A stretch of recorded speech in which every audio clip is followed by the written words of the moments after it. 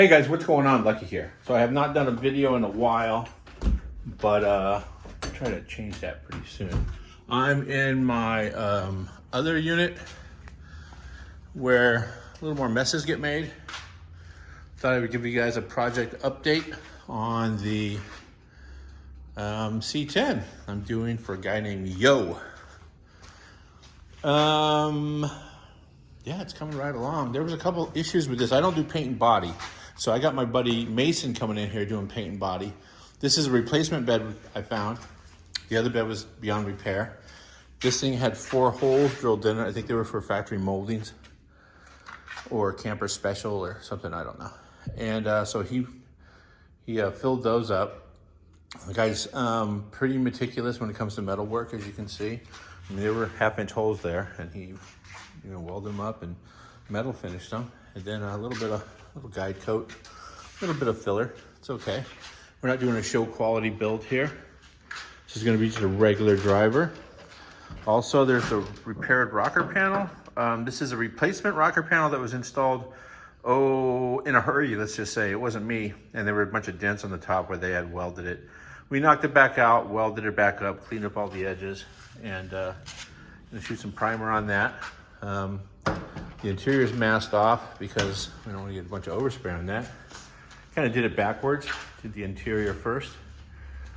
I don't know if you recall, but there were holes here, holes here. There were trim molding holes everywhere, or body molding holes, and there was a good amount of rust in the corner of all 4 doors. That's all handled, and this whole rear patch panel was installed, along with, obviously, the 4 holes on this side.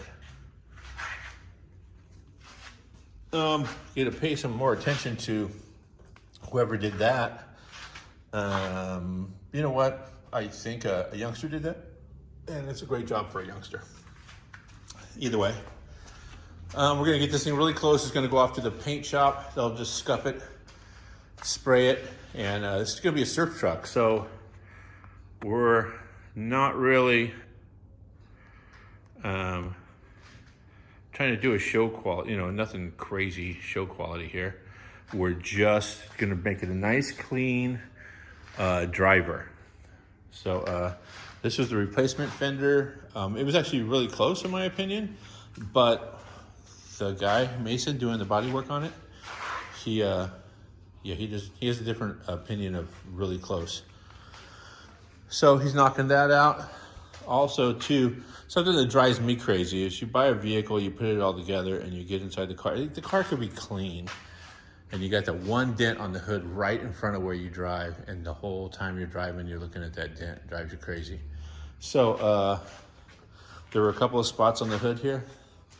Had some rust going through it, and fixing rust on a hood on a large flat surface like that, it's pretty complicated. Every time you put a little bit of heat into it, it all wants to warp and walk around.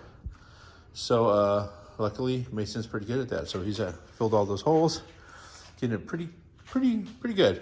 So I'm guessing by the end of next week, this thing will probably be in primer and on its way to the paint shop, which I'll snatch the grill back off, probably throw the hood on it, leave the cowl off. Potentially I may move the windshield out, but I painted the jambs pretty thoroughly, and there is a trick where they just put some rope in here and pull it tight to lift this off. But yeah, I'll probably pull the glass back out and just back mask everything. Back masking is like what's already been done here. Mask it off where the weather strip would go, and then prep everything on this side. Obviously it's sealed so no overspray gets on the inside, and mask off the door, or potentially even just repaint the door because there's not really a lot going on there. Either way, the doors actually look pretty good. So yeah, potentially mask off the jamb, squirt the jamb, and then back mask the door and just close the door, and then spray the whole car. And yeah, coming right along. It's gonna be pretty cool. I think one thing we were talking about was whether or not we were gonna paint the bed, the inside, because it's wood. The guy actually is a wood worker or carpenter or construction dude or something. And this is actually probably really nice. This is the original wood. It's in great shape. This bed, super low mileage, off of a camper, had a camper on it. So nothing messed up here. So maybe I'll mask it. I'll probably just shoot everything, let the overspray get a little bit on the wood, and then they could just paint some stripper inside there if they wanted to go sanding it down and prepping it. Either way, it'll be kind of cool.